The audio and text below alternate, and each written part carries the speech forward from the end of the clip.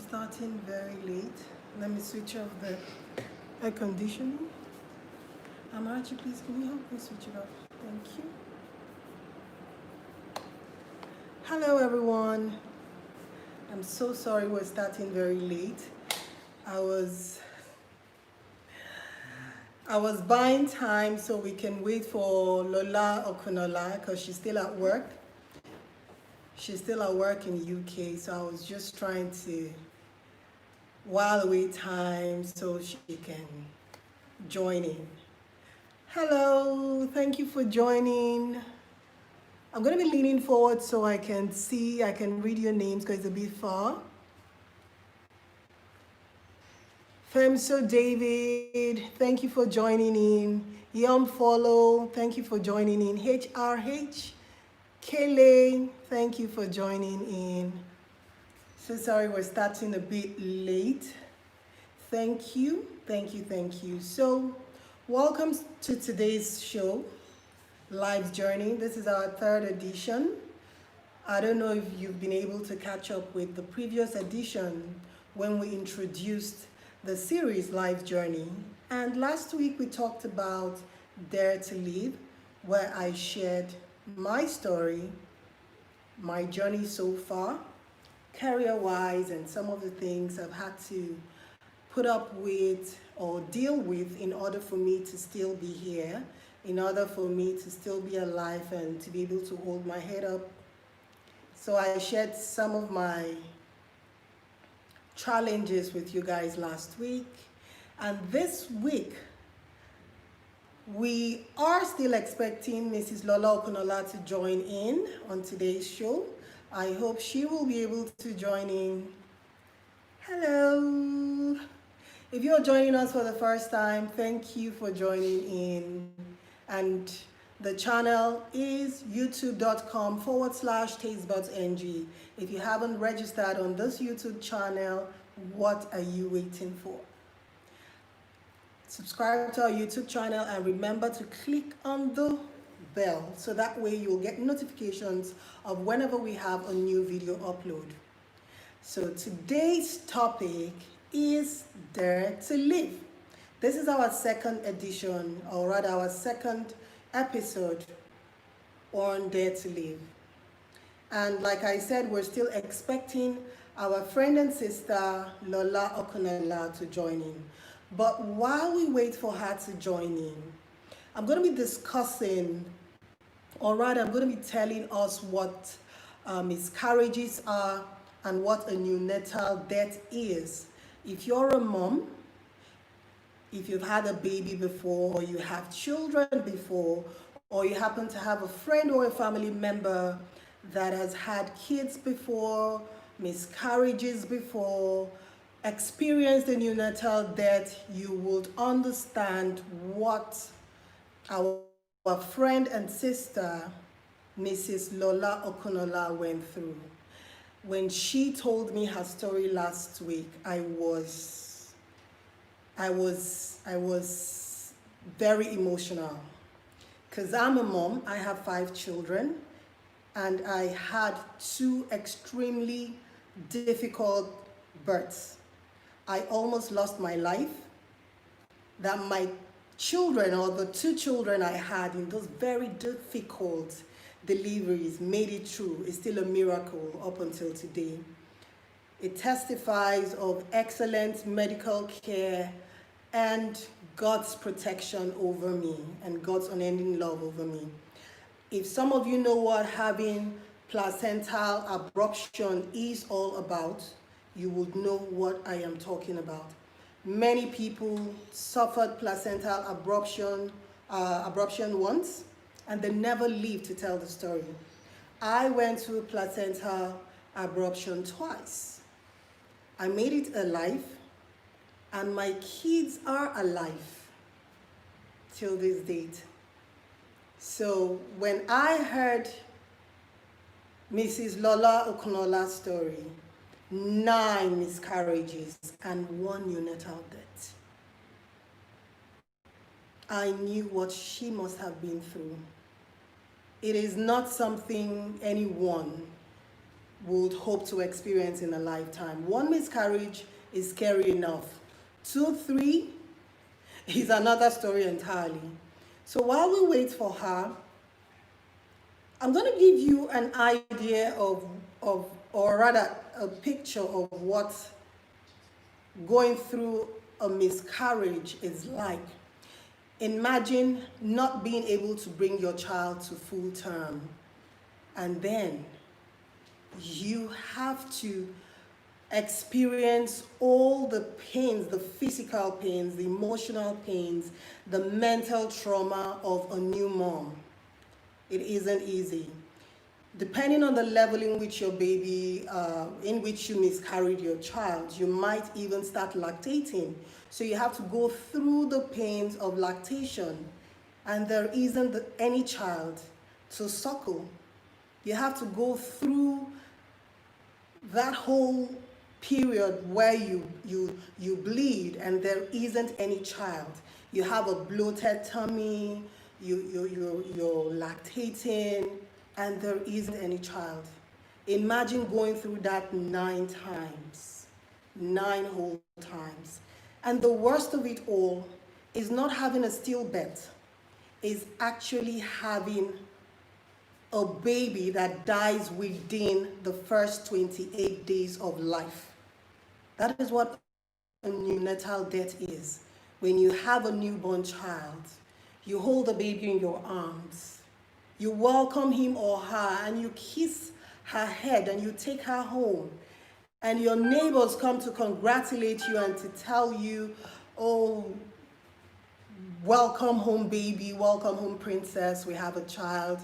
And you are unable to live with that child because you lose that child within the first 28 to 29 days of life. It is heartbreaking. It is traumatic. While she was even telling me her story, I could tell she was very emotional. You know, it is something that lives with you. You learn to live with it as the days go by, but it isn't an easy thing. It's not something you forget. You can never forget it. You can never forget it. You live with it. She was still emotional. Her being able to tell me her story, I knew what she must have gone through. Some of the reasons why women go to, or rather we have neonatal deaths. You know, we have 3 major reasons why we have neonatal death. I'm going to just talk about it briefly so you understand what she went through while we wait for her to join in. Some of the reasons why neonatal death occurs, there are 3 major reasons why one might suffer from a neonatal death, or a child might suffer from neonatal death. One is infection.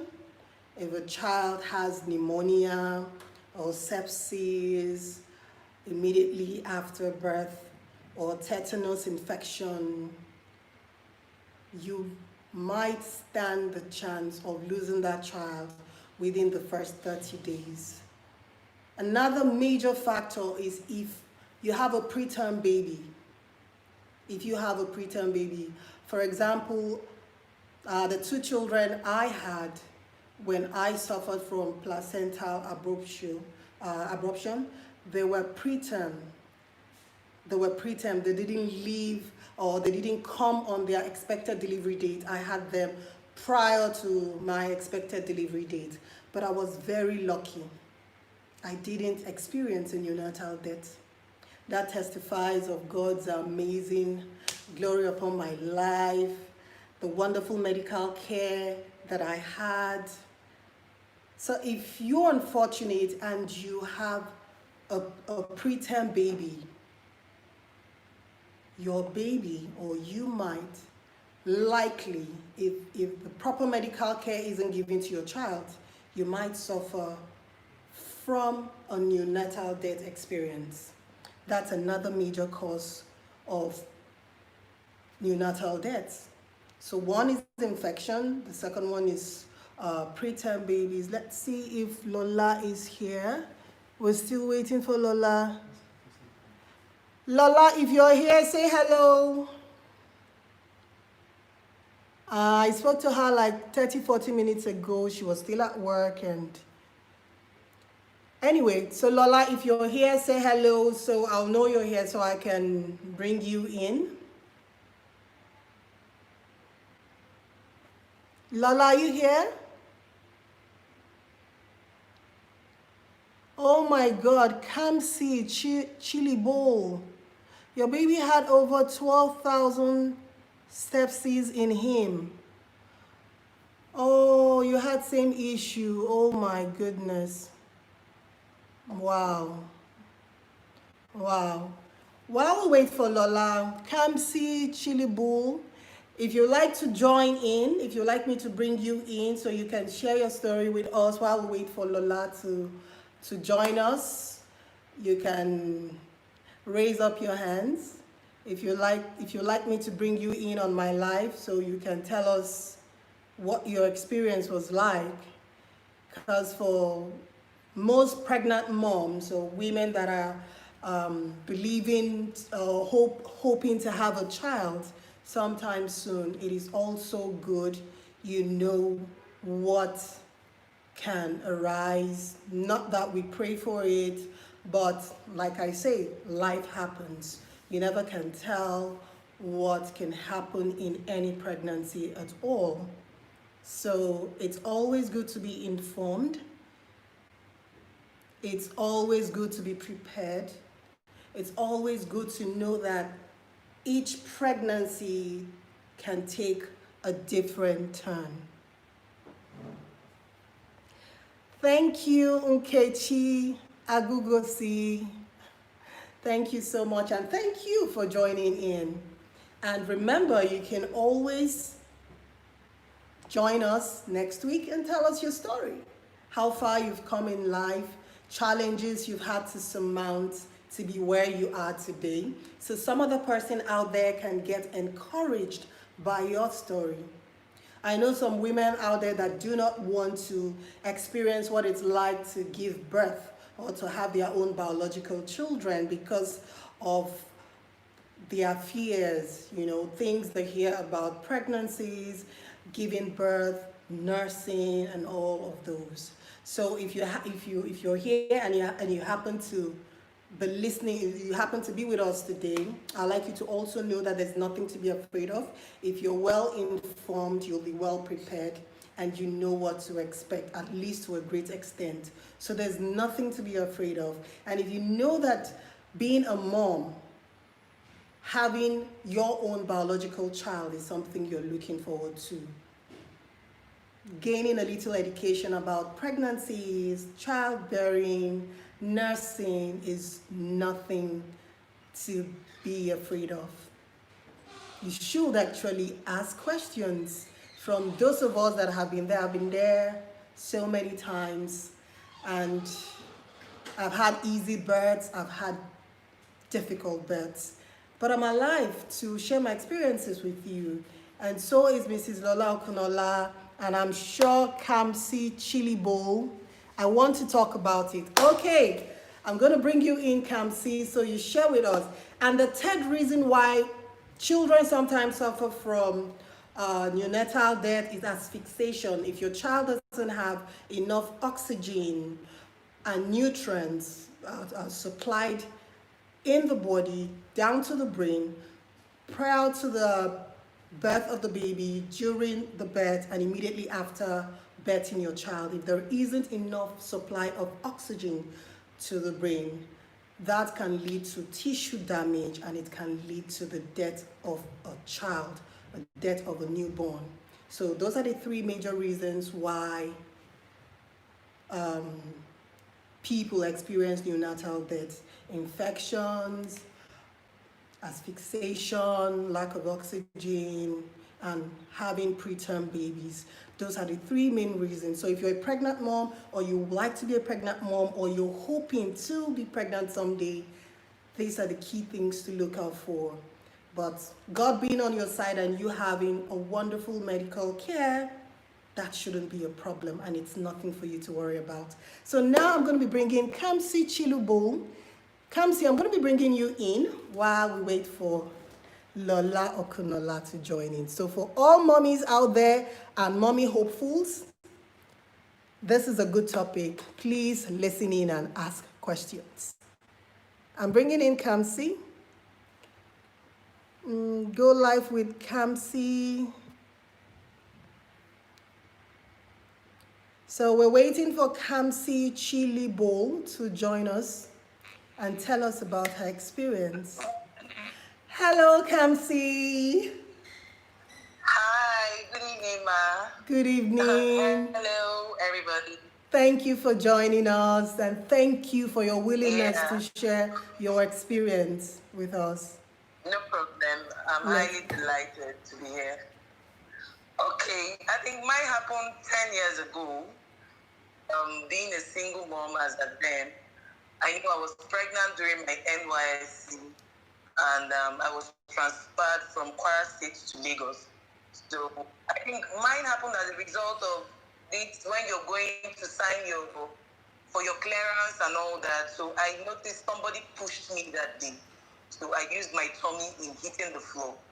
Oh my God. But I didn't see that anything because as at then, we are trying to hide the baby, still wearing some tights, whatever. We don't want people to know you're pregnant and all that. You understand? So I really passed through a lot then, and having to do my youth service, going for my PPA, I used to work in 2 places in Lagos. I needed to manage that aspect because my parents were not here with me in Lagos. They were in Port Harcourt, so I needed to see how I could send my baby. So I kept going. I didn't see any reason to go to the hospital, but I think after some months, about 7 months, I started bleeding. I went to the hospital and I complained. The doctor asked some questions. Have you had any issues? And I actually forgot that I fell down then. Oh my God. Because I didn't receive any form of pain or nothing. So after which, I went to the hospital, the bleeding ceased, and it came back again after 1 week. In fact, it was constant bleeding that they needed to admit me. They had to call my parents. They told my parents they need to infuse the child so that I don't die. But first of all, they needed to give me 2 pints of blood. So my father had to beg them to bring blood out, which they actually brought the blood. I stayed in the hospital for some days. They tried elevating my legs, like the doctor said, they could stop the bleeding, but it never stopped. So I was there. In fact, I was almost going. I had pastors that came in to pray for me when they were saying my kid was getting so bad. So, but they said, no problem, ma'am, you're going to give birth. But already the scanner told me I was going to give birth to a baby. But after the prayers that night, I would just say it was God. So they said it was a boy I was supposed to give birth to. And it was that same hospital I was having my antenatal as well. So I stayed there, after which the next morning, I think at about, let's say 4 a.m., I was feeling so pressed. I needed to poo. I don't have an experience of problem. And I was crying. I said what was happening, and I was feeling some things coming out, smelling from my private part. They were like the main brain has busted. I didn't know what all that was all about. I was scared. I was thinking maybe my stuff is rotting inside of me because of the smell. So immediately the doctor said, no, the baby is coming. And I couldn't, use the toilet. And that same morning was the morning they were supposed to induce the baby. It was just something else for me, I didn't know what to do. I just said, no matter what, let God have his way. So the baby came, they rushed me to the theater. I was with the nurses. After the baby came out, they said the baby has turned blue. Yes, I was like, God, I don't know. I experienced that too. So maybe after some few minutes, the doctor carried the baby up to come and present it to me that my baby is blue already. So they have to look for a way to, talk about taking him to the mortuary or something. Oh my God. I didn't know. Later on, the baby smiled and pulled on the head of the doctor.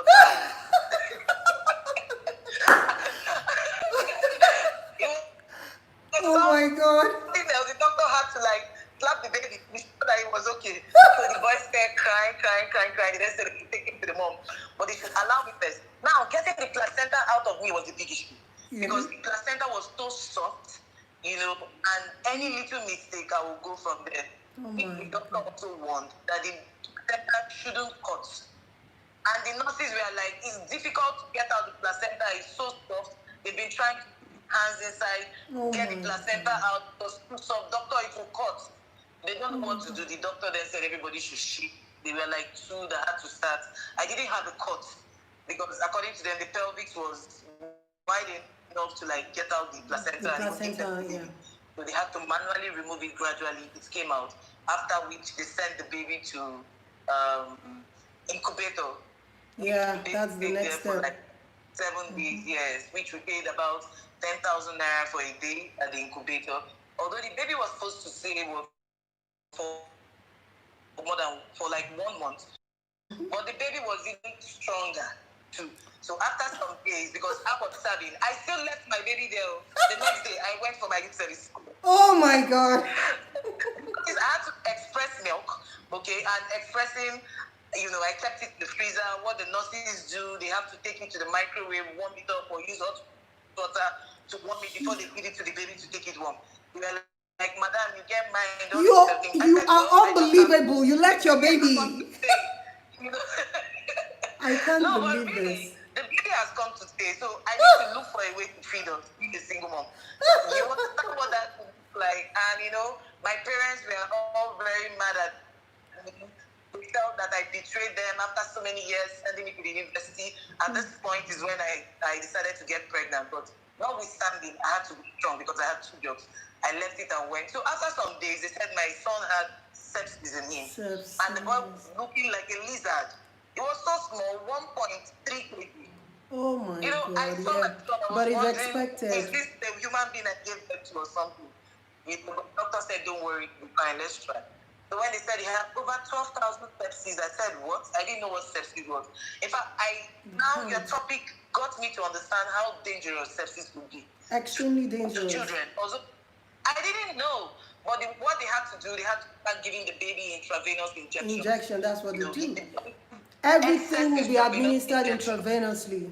Oh my God, I picked the small boy because he was too young to had all those tubes, passed around him, pipes. You cry every day. I'm telling you, it wasn't easy. So that work I was doing, that sepsis, the doctor squeezed me that I can't go to work. And my attention is needed to take care of my son. So it was something else, We tried after 7 days, they put some oxygen in his nose and all that. The boy removed the oxygen. Before the 7 days, the boy could not stay. So that was how they pushed him out. But they said, this one cannot stay here. That is the short. He got sepsis because of those filling bottles we were using. Yeah. I think it was quite so early to be giving a baby express and all that, but I couldn't help myself because it was too early. Normally, what they do. Normally what they do at that age, they feed him intravenously, not with the bottles. He was just too young for the bottles. You will have to express fresh milk every hour for them to nurse him with intravenously. But you left him to go to the camp. 10 years ago, in Apapa then. 10 years ago, and it was in Apapa that kind of thing happened. So I was even lucky I survived and my son survived because the hospital wasn't so easy. But you were very lucky. I had no option. So you were extremely lucky. God was just with you. And you had good medical care. Because if the doctors were reckless, if they were reckless, I mean, you would have lost that baby. You might not even be alive. Quality was a very good doctor. In fact, he's one of the best as at then. Although the hospital didn't look presentable, but the guy is good. So he actually talked to me. And anyway, my father is also a medical doctor, so it actually helped. So majority of the things Dr. Paleti did, he had to inform my dad. So my dad was also guiding him on what to do. Okay, but the best option was to induce the child to stop my bleeding and so I don't die. You were their primary concern. In situations like that, the mom is always the primary concern. Like when I had my first placental abruption issue, I was their primary concern. I was bleeding so much and they couldn't stop the bleeding. So they asked my brother that he had to sign a document that if in the next few minutes they are unable to stop the bleeding, they will have to remove my womb entirely. Oh my goodness. This was in Charlotte, North Carolina. So they said they were going to have to remove my womb. My brother was crying, but he had to sign. Wow. You know, because I mean, I had Wow. 2 children already. So if they have to remove my womb, let them just remove it. Let it go. I want to stay alive. You know, I want to be alive for my 2 kids. Of So they can course. just take out the womb. But fast forward many years later, I divorced, I remarried. What do you think Daddy Freeze would have done? We wouldn't have had little baby Jensen. So God knew everything that would happen, that was going to happen in future, and He preserved my womb, and I could have my little boy upstairs. So, but at that moment, I couldn't be bothered. All I wanted was to be alive. I was unconscious anyway, but I could, in my unconscious state or almost unconscious state, I could hear my brother crying and screaming like, no, does he really have to sign? And I was like, are you even thinking about it? Sign! So you were your primary concern. I'm so happy to hear your story. You are alive today. And how old is your baby now? 10? Oh, he's 10 years. Oh, we thank God. He's 10 years, but you know, the fear thing going back there to the labor room is a big issue for me. I know. It's a very big issue. I know. If I can have somebody to board the child for me, I think I will do that, because what I passed through. So I don't think I'm ready for it. you're in 100 support of surrogacy. Oh my goodness, I think I will go for that. You're honest. Surrogate mom. If I have to, you know what it means? Going to the grave and coming back alive. Yeah, I know. You know what that feels like? I know. I don't know how I can pass through that again. I know. I don't know how I can pass And through. even the trauma you. I wouldn't want that to even happen to my enemy, because it's not a good one. Julie Ofule, you can hear the story. I mean, it's crazy. What women go through. Big. These premature children actually grow so big. Honestly. The boy is like mad. As I'm talking to you, he's 10 years and he's almost 50 kg. What is he eating? You can imagine how many kg I am. And when you're talking, he's telling you he's a man now. But he didn't know the story behind the man. He didn't know how I slept in the hospital. Mosquitoes were biting me to ensure that he was okay as at that point in time. I know. But I give God the glory, man. It's not easy for women. If there's any other means a woman can give birth aside the normal one, I think it's to be better. Even if there's a way we can carry the baby maybe at the back or the hand instead of the stomach, I think that would be fine. Honestly, the hands will even be better, because you can stand those pressure at the stomach. It's something else over there, seriously. I really give kudos to all the women there, and I would say every woman should be strong. It's not easy. I don't think I want to face that any longer, but I just pray God give me that grace. When is the right time? You'll have the strength, you'll have the courage to go through it all over again. And if you don't want to go through it, we understand. Seriously, we do. I was discussing with my cousin. In fact, it got me so scared to even get married to. It's scary now. Judy Ofule, you know. Because I know any man I get married to now wanting like 2 kids. So should I go back and start again? That same thing. You discuss. And there's no man that would allow me to stay without a child. Yeah. Seriously, they don't care if it's their biological child or not. As long as the child calls them daddy, you know, the child sees them as a father, they are content. Exactly. Do you understand? So just keep an open mind. Yes. If it's something to do, don't let anybody talk you into it. Because I keep telling everybody, our body belongs to us. Force yourself through it. Pregnancy is not just a physical thing. It is a mental and emotional thing. So if you're not prepared mentally, physically, and emotionally, and financially, of course, you shouldn't embark on that journey. And nobody should make you feel guilty about it. You can say that again. Nobody. You can say that again. You're very strong. Yeah. You're very, very strong. I have to. Thank you so much for sharing your story. story with us. I know there are some people out Thank there you, that would like to go on this journey, but they know they have hope. You know, they have hope. Thank you so much. Yes, of course. Thank you, ma. I appreciate it. And kisses to your baby, kisses to him. All right, all the best, all the best. Thank you, Kamsi. All right, thank you, ma. Okay, bye. Have a Good lovely night. evening. Good night. Bye. You too. We're having a bit of a Bye. network challenge on the Instagram, on our YouTube feed. I don't know what's going on with our YouTube feed. Judy Ofulwe, you know your own story, eh? We are going to have 1 full hour for you. You're going to come on live for 1 full hour and tell us your story.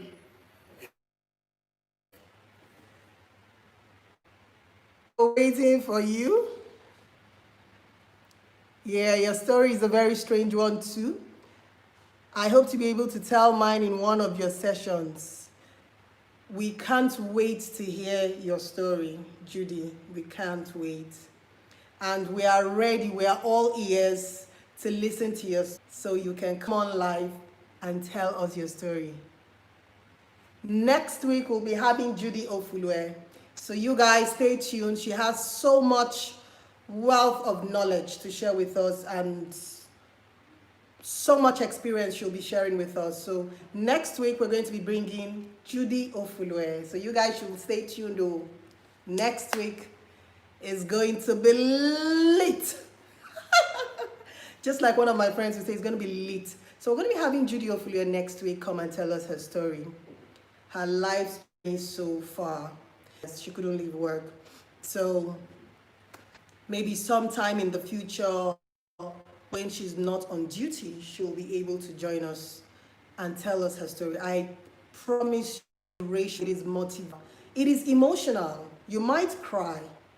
I always did when I heard her story because I know or I have an idea what she went through. So it is a story that I would love us all to hear her tell us. And I believe one of these days she'll be less busy or she'll be able to join us live. But next week, we're going to be having Judy Ofulwe. I am so excited. You guys don't know this lady, but I'm going to lip seal next week.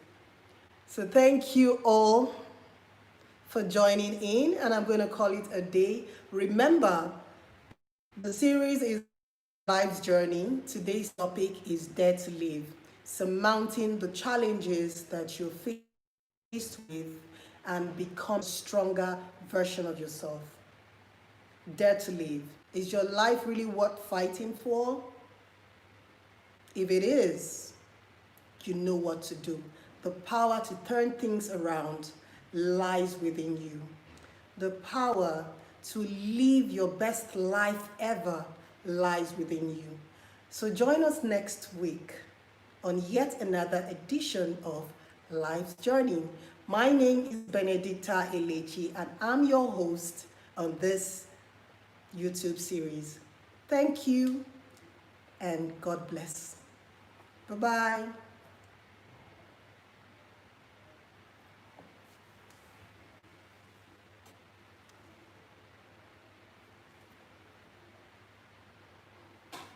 Thank you to Ify. Thank you for joining in. Thank you, everyone. Bye-bye.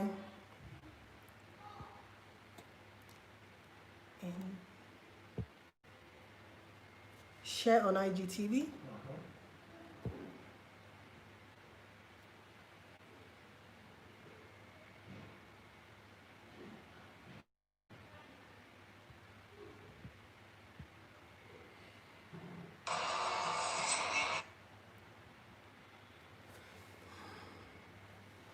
Okay, Father, please, are you sure you want to stop streaming and